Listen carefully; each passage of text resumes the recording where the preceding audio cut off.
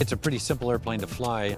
These airplanes were all designed to be flown by 19-year-old pilots. So, of course, it helps to have experience. It helps a lot to have experience. But the actual feeling of what it's like to fly, I mean, the airplane is a pretty powerful airplane. It's not a real fast plane like a jet by any means, but we brief and train to fly with these current Air Force airplanes in a manner that is safe. So we don't fly them at their top speed. So.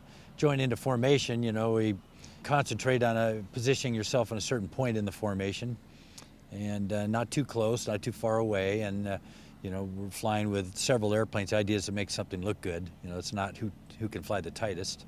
We pick a position that is good for the formation, and then we have a display that we fly, a pre-brief display, which you might have seen when we do a banana pass. It kind of displays the top of the airplanes, and then a flat pass, the side view, and then over the top we do a little maneuver. We usually follow that maneuver where we break apart. We follow it with some aerobatics, but here at Oshkosh that wasn't in the brief, so we didn't do that. This is a P-38 E model or an F model. It has pretty heavy flight controls, so you got to muscle it around quite a bit. The later P-38s had power steering, so to speak. The ailerons are boosted. But it's a twin, so when you move the throttle, sometimes you move one a little more than the other, so sometimes it flies a little crooked. Another thing with the P-38, it's unusual from the standpoint of a fighter. It's got these two big old engines right on each side of you, so if you fly a little high on somebody, the engines will block your view. So you've got really kind of a narrow band of airspace that you need to hold your position in to be in a safe position, so you have everybody in sight. So a little more trying, more than some of the other airplanes, but it's also about a 15,000-pound airplane. So as good as it flies, it still takes a little time to move it and a little time to slow it down. The big picture is, though, it's pretty simple. Yesterday we joined up a four-ship of two P-38s and A-10, led by an F-86 Saberjet.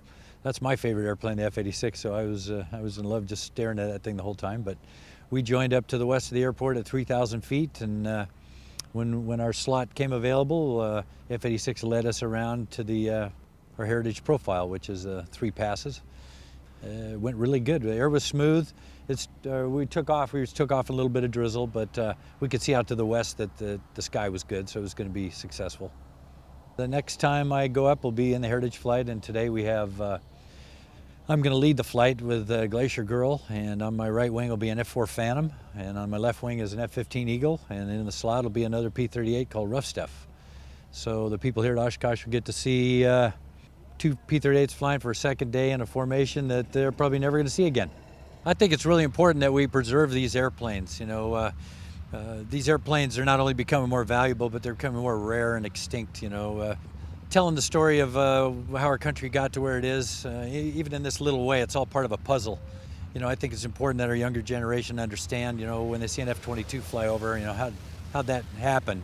It wasn't because of a P-38, but it sure was because of the evolution of the technology. Where did it come from? A lot of that gets lost in what we do today, and these kind of air shows here, like EAA puts on here, and the Warbirds of America, and it's very important, and it's got a huge cool factor to it too, because you can inspire a lot of people just by hearing these airplanes flying around. And that some people might think that these old vintage airplanes fly like an old Oldsmobile drives or an old Chevrolet, but they're quite different. These airplanes are responsive, and they're fast, and they climb good, and they're rugged and tough, and they drive to compare it, they'd be more like driving a Ferrari or a Porsche. They're cool. They sound great.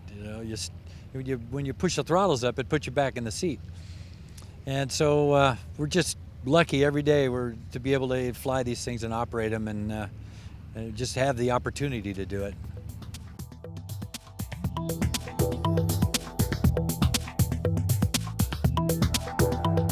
Aero-TV is brought to you by Avidyne is the brand of choice for pilots who want innovative, easy-to-use avionics. And the new IFD 540 GPS Navcom sets a new standard for simplicity in communication and LPV navigation. As a slide-in replacement for existing 530 series navigators, and with a highly intuitive touchscreen control, The IFD 540 makes it much easier to access the information you want when you want it, reducing head down time and making flying more enjoyable. Finally, you have a choice, and the choice is easy: Avidyne.